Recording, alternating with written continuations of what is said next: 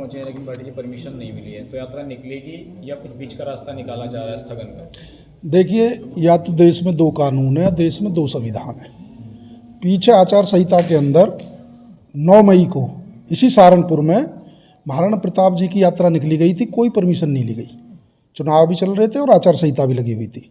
बजरंग दल ने वहाँ पर देहरादून चौक पर बैठकर हनुमान चालीसा का पाठ किया, उसकी भी कोई परमिशन नहीं थी। और ये जो हमारे गुर्जर महापुरुष हुए हैं, गुर्जर सम्राट मीर भोज, ये तो केवल सहारनपुर का विषय नहीं है, ये देश के 12 प्रांतों में रहने वाले करोड़ों लोगों की आस्था का विषय है। और ये केवल इन्होंने गुर्जरों की रक्षा नहीं की थी, इन्होंने पूरे देश में रहने वाली सभी जातियों की और देश की सीमाओं की वर्षों वर्षों गुर्जर प्रतिहार वंश के राजाओं ने रक्षा की थी। तो ये यात्रा निकलनी चाहिए और ये भव्य भी होनी चाहिए। इसमें प्रशासन किसी 2-4 असामाजिक तत्वों की वजह से ये कहे कि हम नहीं निकलने देंगे, ऐसे तो कल को कोई कहेगा तिरंगा यात्रा नहीं निकलने देंगे, कल को कहेगा हम किसी और महापुरुष की नहीं। सबको अपने अपने महापुरुषों का सम्मान करना चाहिए। महापुरुष सबके होते हैं, लेकिन कोई ज़बरदस्ती दादागिरी करके ये कहे कि नहीं हम निकलने देंगे, तो गुर्जर समाज का इतिहास तो सबने पढ़ा।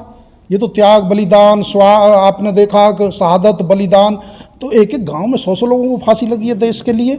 तो यदि उनके महापुरुषों का अपमान होगा तो ये तो बर्दाश्त करने योग्य नहीं है।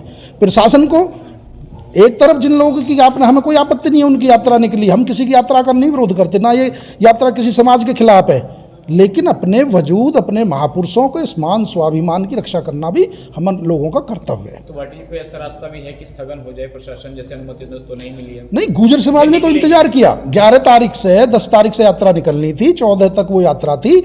आचार संहिता का प्रशासन ने बताया तो गुर्जर समाज ने प्रशासन का स्वागत किया, ठीक है जी हम बाद में निकाल लेंगे।